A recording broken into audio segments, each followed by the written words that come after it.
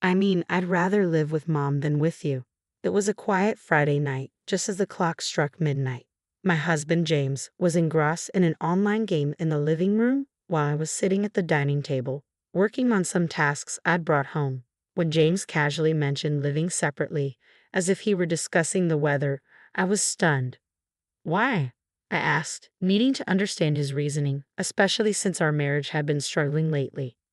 My name is Madison, I reminded myself. It was midnight on my 35th birthday, and I was in the middle of fertility treatments.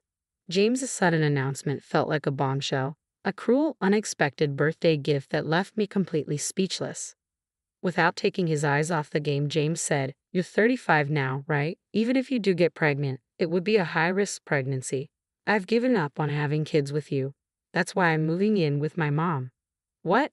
That doesn't make any sense. I shot back, baffled by the disconnect between giving up on children and his decision to live with his mother. James and I had gotten married the year before last. We initially planned to enjoy some time as newlyweds, but James was eager to start a family. As the youngest of three brothers, with each of his older brothers already married and having 3 kids each, James was often told by them that it's best to have children while you're young and energetic. Encouraged by this advice, we laughed it off and enthusiastically tried to start our own family, but a year passed without any success. At one point, James snapped, "You need to get this checked out." "Check what?" I asked, confused. "Find out why we're not having kids. There must be something wrong with you," he shouted. I was infuriated by his assumption, but I still went to see a gynecologist, just to be sure. To my dismay, the test revealed that I indeed had issues making conception difficult. The diagnosis was a shock. I had no symptoms and it was completely unexpected. Dr. Thompson explained, "It's challenging, but not impossible for you to conceive naturally." However, sharing this news with James felt overwhelming. That evening, I tried to explain the situation calmly over dinner.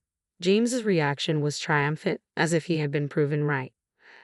"I knew it was you," he said with a smug tone. "But I can still get pregnant," I stammered, trying to defend myself. James glared at me with a cold expression. "No, it hasn't happened yet, so it's not going to," he declared, jumping to conclusions. I felt my anger rise. "For all we know, you could be the one with the problem," I retorted, raising my voice. James shouted back, "Madison, the results are clear, yet you still try to blame me. Unbelievable." In a fit of rage, he slammed his hands on the table, causing me to flinch. "You're just a failure who can't have kids," he spat before storming off to the bedroom. James's harsh words left me in tears as I cleaned up the dishes alone. I told myself that he was just shocked and lashed out in the heat of the moment. If we could just have a child, I believed we could be a happy couple again. Determined to win back his heart, I started going to the gynecologist regularly and learning more about our situation. My anxiety grew, and even on the days most likely for conception, we had no success. I became obsessed with the idea of getting pregnant. One morning, I cautiously suggested, "Let's try tonight, please." He responded with disdain, "Isn't it embarrassing to bring up such a topic first thing in the morning?" I blushed, feeling awkward. Though it felt uncomfortable, such discussions should be natural between spouses. Trying to keep my tone gentle, I continued, "You want children too, right?" But James coldly replied, "Honestly, I don't even want kids. They're too expensive. I only considered it because my brother said a man isn't truly an adult until he has a wife and kids. But now, with this excuse from you, I couldn't care less." From then on, whenever I tried to initiate anything, James would refuse, claiming he was too busy or too tired. I was also exhausted from work, and the repeated rejections were a blow to my pride. Lately, James had become absorbed in online gaming, staying up late into the night. As a result, we hardly talked, let alone had any intimacy. It felt like James had lost interest not only in having children but in me as well. Despite everything, I continued to visit the gynecologist. I was taken aback by the sheer number of couples at the fertility clinic. The place was always bustling, and even with an appointment, a 2 to 3 hour wait was common. It was somewhat comforting to see so many couples facing the same struggles, all doing their best. Occasionally, I'd see couples leaving the doctor's office with tears of joy streaming down their faces. The wives, with still flat bellies, would gently touch their stomachs while their husbands walked closely beside them. I envied them deeply. I wanted a child too, hoping it would restore James's love and bring me happiness. I clung to the fragile hope that having a child would mend things, but I hit a roadblock when I learned that advancing to further treatments would require James to undergo tests. It might now be impossible. The walk back from the clinic always left me feeling desolate and on the verge of tears. As I stepped onto the main street, I noticed an elderly woman in flamboyant attire catching my eye. Her thick makeup and brightly colored dress were almost overwhelming. Though I couldn't recall knowing anyone like her, she had an oddly familiar presence that momentarily distracted me from my tears. Could that be my mother-in-law? I wondered, staring in disbelief. Even though we live in the same city, we rarely cross paths, so she looked completely different from what I remembered. But the distinctive mole on her cheek was unmistakable.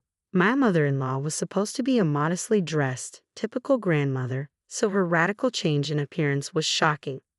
I quickly blended into the crowd, trying to avoid her notice. The truth is, my mother-in-law is quite a character, indulgent with herself yet harshly critical of others. She's notorious for hurling insults that most would find shocking. She showers her youngest son, James, with favoritism, treating her other children merely as financial resources. Even her other sons detest her. When my father-in-law was dying of cancer last year, there was talk of her moving in with one of her sons, but both the eldest and the second son firmly refused. We expected the request might come our way, but she announced she would live alone while she was still healthy, possibly out of spite or simply due to her nature. After my father-in-law's passing, she made a scene, accusing everyone of being ungrateful for stealing an old woman's retirement money and took all his inheritance without sharing it. Despite attempts by my brothers-in-law and James to divide it legally, she refused to budge, and no one could prevail against her. She told me, "I have no interest in getting along with you, so don't come to my house," she said. Despite her usual clashes with my sisters-in-law, this interaction was relatively peaceful.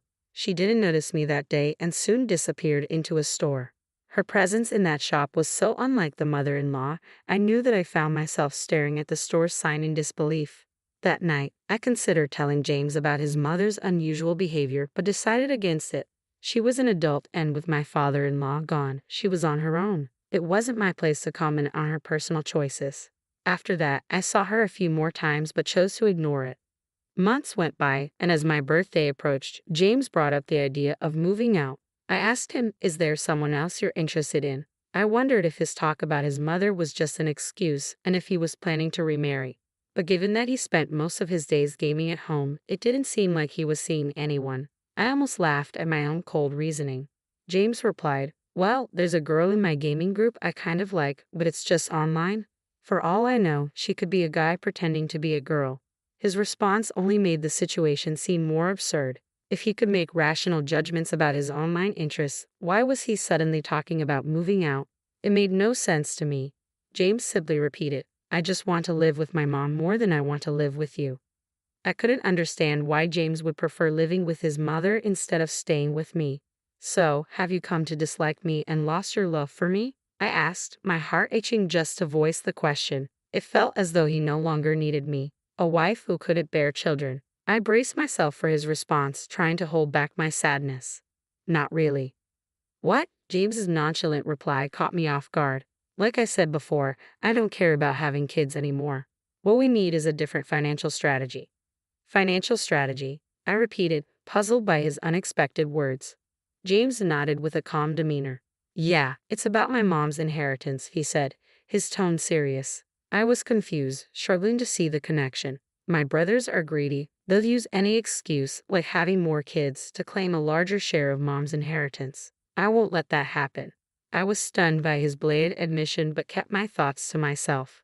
"But your mother is in great health. Isn't it premature to be discussing inheritance?" "That's exactly the point. She dislikes you but favors me.